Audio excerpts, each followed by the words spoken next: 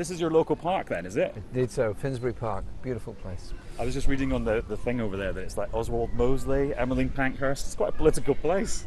And the anti-apartheid movement. We had a huge rally over there for Mandela's 70th birthday before the concert at Wembley. Right. And we've had lots of events here, and it was a place for activity for the peace movement during the beginning of the First World War as well. And it's now a park for everybody. I'm very proud of it. Do you have time to take a casual stroll with a journalist around your local park? Yeah, because doing things in a relaxed way is important, and doing other things is important. So going to a park, digging your garden, reading a book. It's all important because you've got to keep a balance in your life. If you don't keep a balance in your life, you end up a bit unbalanced. Have you had to kind of take some moments to just chill out because of all the stuff that's been happening around you? I've always done that. I enjoy reading, I enjoy making things, I enjoy growing things, and so however busy I am, my allotment is tended. Do you go every day, every other day? No. Probably once a week. It depends on the time of year. Winter, obviously, there's no need to go so often. The important time to invest time in your allotment is actually very early spring. Right. Sort of March, April, that's the time to spend time with the allotment, to get it all ready, get the manure in and get the ground ready. Oh, so you can just leave it to kind of mature at the moment? Well, there's a lot of weeding to do, and I did a lot last weekend, and it's in good order. We had a good crop of broad beans, and we ate them the other night. We had a lovely bean soup with fresh beans. Lovely. I'll pop round for a try later on. You're welcome. You're welcome, of course. How has it felt, just on a human level, for you with all the stuff that's been happening around you the last couple of weeks? Well, there's a lot of going on around me. Yes, I understand all that, and there's a huge political debate going on, but I think we have to keep that debate at a reasonable and civil level, and so I personally don't get stressed by it or anything else. I just carry on doing what I believe to be the right thing to do and reaching out to people in a decent and respectful way. I don't do abuse. But how did it feel sitting there in your office where one after another members of your shadow cabinet came and said, "You're a nice guy, but we don't think you're up to it"? I was interested in that. It was fascinating, actually. We sat there and we chatted about things. They said, "Well, you should resign." I said, "Why?" They said, "Well, we think you should." And I said, "Why? What do you disagree with me on?" And they said, "Can we get back to you on that one?" Well, I hope they would just respect that an election took place 10 months ago. I was the person given the responsibility of leading the party and developing the party policies, which I'm trying to do. And I reached out to everyone in the Parliamentary Labour Party. I appointed a shadow cabinet that was very broad. People who had been strongly disagreeing with me on a number of political issues and didn't support me in leadership. I reached out, brought them all around the table, and some have chosen not to stay around the table, but I look forward to their return to the table. Oh, so there's no hard feelings with any of them then? Do you think, fine, Listen, let's do that? We all make journeys in life, but we are there because people put us there. We're there because people want decent housing. We're there because young people want decent jobs. It's our job to deliver for them. But those people have been so disloyal to you and personally rude to you. Do you not feel that you should kind of take a bit of action against them? Well, if you take action against people in a punitive way, what good does that do other than lead to some greater division? I ask them to think and consider why our party exists, why we have been elected to Parliament, what our duties and responsibilities are, and so I reach out to them. Now, some people may say that's a sign of weakness. I say no, it's actually a sign of strength of our movement. They have to understand that the Labour Party was brought into being by ordinary people living in desperate circumstances, wanting a political party that worked for and represented them. In a different form, the same principles apply in modern Britain. But they're directly challenging your authority, and you're saying, it's fine, never mind. No, there's going to be an election. We will have that debate, and I will not lower myself to any kind of abuse or catcalling, name-calling, anything like that. And at the end of that election process, I hope they will recognise that the party members and supporters have made their view known, and it's up to all of us to respect that decision and make the best of it at that point, because People out there need it. So you're totally up for this fight then that you can have over the summer? Absolutely, I'm ready for it. Yeah. Has it got me train ticket already. Where Once to? more, all around the country, All around the country. everywhere. Has it ruined your summer holiday plans? Well, there won't be a summer holiday. Yeah. Maybe a couple of days somewhere, but that's about it. I mean, we didn't have one last year, and actually, it's an awful long time since we had any substantial holiday. But it's all right. We had 3 days at Christmas. Now, I don't want you to give away all your tactics, but I mean, what's your grand plan for leadership contest version 2? To reach out to people who have got issues they want to debate, to reach out to them on how we bring greater involvement in the party, because we've now got 500,000 members of the party, biggest it's ever been in my lifetime, biggest socialist party in Europe.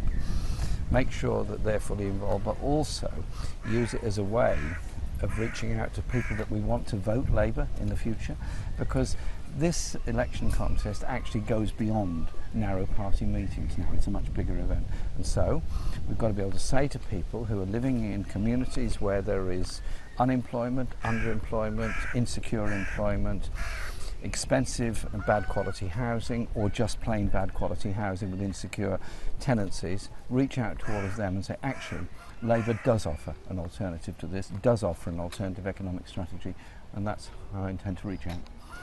What do you think about these new rules that are in place in terms of who gets a vote and who doesn't? I'm a bit surprised at the new rules that have been suggested last week. I would have thought it's much better to accept that we've got this very large membership. They've joined the party because they want to be involved, and they should be given the opportunity to be involved. There's going to be some quite intense discussions over the next few days, I suspect, and I hope our party officials and national executive will see sense on this and recognise that those people that have freely given of their time and their money to join the Labour Party should be welcomed in and given the opportunity to take part in this crucial debate, whichever way they decide to vote. Oh, so the rules could change in the Well, next few I'm days. hoping there will be an understanding that it's simply not very fair to say to people that joined the party in the last 6 months that, sorry, your participation is no longer welcome because we're having a leadership contest. They joined because they wanted to be part of our party. So, just in practical terms, what does that mean then? Is there going to be like another NEC meeting? The NEC is meeting anyway next week, but there are also a number of affiliated unions and indeed constituencies have expressed a great deal of concern about this, and I hope the party at the NEC level will think again on the subject. I don't want to make a big deal of it. I just want people to think again and just think about the fairness of this. Oh, so do you mean that, say, by Wednesday, who's eligible to vote in the leadership election might be different from what we think it is now? I hope there'll be I can put it no harder than this, because I don't know what the decision's going to be, but I hope there's going to be a thinking again so that those people that want to support and be part of our party get a chance to vote. So you'd like that process to be reopened then? Indeed I would. Okay. Well, doesn't that throw a bit of a spanner in the works for the timetable that's been agreed and all the rules that have been set out? Well, the timetable was set out last week. At the moment, there's going to be the window opening tomorrow for 2 days for people to register as supporters for £25, which seems very high to me. I hope they will think again on this issue. Now, if that happens, good. If it doesn't happen, we'll obviously go with whatever rules are agreed. But let's just say to people, this is your party, you're welcome in it. Please come in and take part. Surely that should be the welcoming message. So if the rules aren't changed, do you think that means there's a danger that the result ends up being a bit illegitimate? I wouldn't go that far at the moment. I hope that large numbers of people register, albeit it's quite expensive for them. Let's see how it goes. I don't want to be calling foul. What I want to do is calling people in. For people who can't afford the 25 quid, I mean, what would you suggest that they do? Well, that's the problem. If they can't afford the £25, what do? If they're members of a union that's affiliated to the party, then clearly they could have a vote through their union relationship with the party. If they're unemployed and have not joined a union in the past, although there are unions they could join as unemployed people, then I hope they would do that. But it seems to me that a £25 bar is quite high and not really reasonable. A lot of people have said to me, people stop me in the street saying, I'd love to vote in this election, but I can't afford £25. I mean, would you say that there should be something put in place so that people who can't stump up the 25 quid can get the money in another way? Like a sort of a democracy fund or something? It's a bit short notice to set up a democracy fund for 2 days, isn't it? Yeah, how much have you got on you right now? Well, I've got 20 quid in my wallet, so that's kind of one person you could get. Well, almost one person, yeah. If you can lend me a fiver, I'll take it up to the 25. I think that might be against impartiality rules. Absolutely, but, I wouldn't wish to compromise your partiality at all. Oh, just where are we now? Just geographically, we're where are now we? in Finsbury Park. This is the lake that was Yeah. built here in the 19th century. Rather strange lake. It's on the top of the hill. Right. This is the running track, which is used by lots of local schools and lots of other people, and it's lovely. Great here. That over there is Haringey. What I like about this is you can stand up here and you can see beyond London to Hertfordshire Hills and so on up there, and over that way is Highgate, and this is actually part of the Capital Ring, goes through here as well. So it's a lovely park, and it was built in the 19th century, or laid out in the 19th century, after a huge campaign to get the Metropolitan Board of Works. It should have been bigger, but the Metropolitan Works gave in under pressure and sold a whole lot of land over that side in Hackney for housing. But it's a lovely park, and we're very proud of it. It's now run by Haringey. It was a Great London Council park until abolition. This is a proper local history lesson for me, because I just live half a mile down the road from you, behind Pentonville Prison. And you've never been to this park before? I have. I come and job round here. But it's a lovely park, and there's sort of various memorials over here. Where we're walking to over there, there's a memorial up to a lovely lady called Helen Fedorovich, who was a Jewish woman, was in the Warsaw Ghetto, got out eventually, came to live in Britain, and she and I worked together on a campaign to prevent Haringey Council demolishing a whole road round here. We wanted it refurbished and rehabilitated, not demolished. I was a local councillor. She wasn't a Labour supporter, actually. I think she was probably Conservative, but we got along fine in defending our local community, and so after she had sadly passed away, we put up a memorial to her in the park, and I came to unveil it. Very nice. Let's talk about another party, the Conservatives. Oh, yes, New okay. Prime Minister. Yeah. What do you think about Theresa May? Do you know her? Do you respect her? I know her, yes, of course. I've seen her in Parliament many times over the years that she's been in Parliament. I respect her as an individual who's very professional, who's very organised about what she does and the views she puts forward. I obviously have considerable political disagreements with her, and that will no doubt happen and play out, but I will treat her with respect, as indeed I treated David Cameron with respect. So you'll be facing her at PMQs for the first time on Wednesday. Indeed so. Have you got a game plan for how you're going to best her? I think I'd tell you about it now. Listen, Are you kind of looking at how she operates and working out, right, this is how I'm going to get to her? Well, what's parliamentary Prime Minister's Question Time about? What's parliamentary business about? Shouldn't it be me putting forward questions that are legitimate and strong questions, as I've done with David Cameron, some of which are sourced by people that contact me, some of which I come up with myself. There's usually a theme to the questions I put at PMQs, but I think you would probably agree that I haven't indulged in the theatricals of Prime Minister's Question Time, which is, I know, deeply disappointing to those that love the iconic theatre of Parliament, but in fact it turns an awful lot of people off. If seen to be there saying, hang on, why is this person on such low wages? Why is this community being shortchanged on its medical services? That actually makes much more sense to people. I think we should get away from rituals and theatre and get a bit more serious. That's what I will be doing. Do you think things actually might be a bit more serious? Because Theresa May is a bit more to your end of the scale than the sort of the flashier end, like David Cameron, isn't she? She's a bit more kind of... Yeah. I think she will have an approach that is calm, serious. Mine will be calm, serious, and smile. What do you think about Mrs May's cabinet? For example, Boris Johnson as Foreign Secretary. I was a little surprised when Boris Johnson was appointed Foreign Secretary. I think he was probably a bit surprised, unless there was a deal done somewhere down the line, and that's why he withdrew from the leadership. I can't begin to think what deals go on in the Conservative Party in their leadership contests, but he is the Foreign Secretary. I hope he'll recognise the huge responsibilities and possibilities that lie with that, and he will not be the Foreign Secretary that walks away from the European Convention on Human Rights and reduces the human rights of this country, I hope he will recognise his responsibilities in this matter. Do you think he'll do a good job for Britain? He's only been there 3 days. Yeah, but we know what he's like. We know, he's been around for a while. He's been around for a long time. I know him quite well indeed. He lives down the road here. He's going to have to learn a great deal. He's going to have to think a great deal about the way in which we move to a more peaceful world in the future by supporting democracy and human rights and reducing the levels of grotesque economic inequality across the globe and looking at the refugee crisis in a humanitarian way rather than a punitive way. The referendum campaign showed the Leave campaign, or some of them, not all of them, some of them at their worst with Farage and the horrible poster he did. Are you annoyed that you're having to go through this process all over again? It's a democratic process. People are perfectly entitled to challenge. They've decided to have a challenge, and there's going to be a leadership contest. I frankly wish we instead were concentrating on developing the campaigns all over the country on all the issues that matter. So I will use the leadership campaign as a way of developing those campaigns, of us putting up an alternative of how different this country could be. Have you spoken to Angela Eagle or Owen Smith since they announced they want to replace you?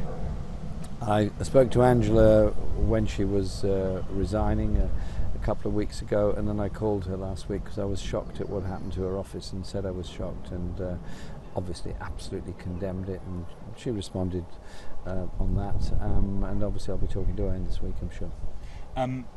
The fact that we've got to the stage where people are having bricks through their windows and you've had to stop party meetings taking place because of all the intimidation, what does that say? I haven't stopped party meetings taking place, okay. And I actually think that's a mistake. I think party meetings should take place.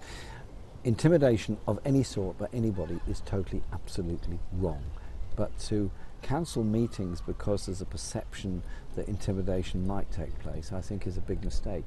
The issues appear to be that where meetings have taken place, far more people have attended than were expected, and so there's been issues about how people can get in the room. Well, there's a fairly simple answer to that: get a bigger room, so everybody can be there as part of that discussion and that debate. But the idea you would close down debate because a lot of people want to take part in it seems to me counterintuitive. Did you address a meeting of your supporters in Angela Eagle's constituency on the phone? I later discovered it was in her constituency. I wasn't aware it was. I got a call from somebody who was there, who had been working on my campaign last year. She said, "Oh, there's a meeting of members here having a chat about political issues. Would you want to send a message?" And I said, "Well, if you want, I'll give you a call." So I gave a call for possibly 1 minute, and in which I just wished them well on the issues that I've talked about all the time, austerity and so on, and I've done that. Actually, I quite often send messages to meetings that I can't get to by mobile phone or Skype. I think it's a modern way of communicating, because only one person can only be in one place at one time. What's going to happen with the Trident vote? Just talk me through kind of the logistics. Well, the proposal that the government is putting is that Britain should have a continuous at-sea deterrence, and they're inviting Parliament to vote on that. That, if passed, actually removes the options of reducing nuclear warheads or fulfilling our obligations under the Nuclear Non-Proliferation Treaty to take steps towards disarmament. I rather regret the government has done that. My views on nuclear weapons are well known, and I will be personally opposing the continuous at-sea deterrence argument because I want us to be part of the Nuclear Non-Proliferation Treaty. I've taken part in UN conferences on humanitarian effects of war as well as non-proliferation for many years. I want us to be part of that non-proliferation process, and I've made that very clear. And I also believe that we should be thinking quite seriously about the dependence of some areas of manufacturing industry totally on defence contracts, and look for the Defence Diversification Agency, which the last Labour government actually set up and established, and indeed the Scottish government is doing much the same, because I want to live in a nuclear-free world. I do not believe that nuclear weapons are a credible or sensible form of defence. The reality is that security comes from real security, preventing people being attacked, as they were tragically in Nice the other day. It also comes from reaching out to people and communities to prevent the growth of extremism. And just last question. When Theresa May stood outside Downing Street at the podium, were you at a Cuba Solidarity meeting? Is that true? What? On Wednesday. When she was there, I was in Parliament that day, and indeed I was with an all-party group, including Conservatives, talking to 2 of the Miami 5 who had been in prison in Miami and were released by the court decisions in the USA and the new rapprochement with Cuba, and actually welcoming the fact that there'd been an agreement reached between Cuba and them. I was actually with Conservatives and Labour people that was there for about 20 minutes, and then I went back to my office and continued my work. And so you thought that was a good use of your time at that point, as the country was kind of transitioning from one prime minister to another? It was 20 minutes to talk to those people and inform myself about the situation between Cuba and the USA. That's not a bad thing to do. Informing yourself by listening to people of all kinds of walks of life is important. What I was doing this morning, I was on the phone to friends in Istanbul and Ankara about what's happening in Turkey. And so when an issue happens anywhere in the world, obviously I read all the briefings that have been given, obviously I follow the news and information, but also I quite often know people in different places around the world, so I call them up, ask what's happening. And around my community around here, there's a very diverse community, often people know people in different parts of the world. Having an understanding of the world is quite important for any political party, and very important that we understand the human level as well as the mega political level, because at the end of the day we're all human beings.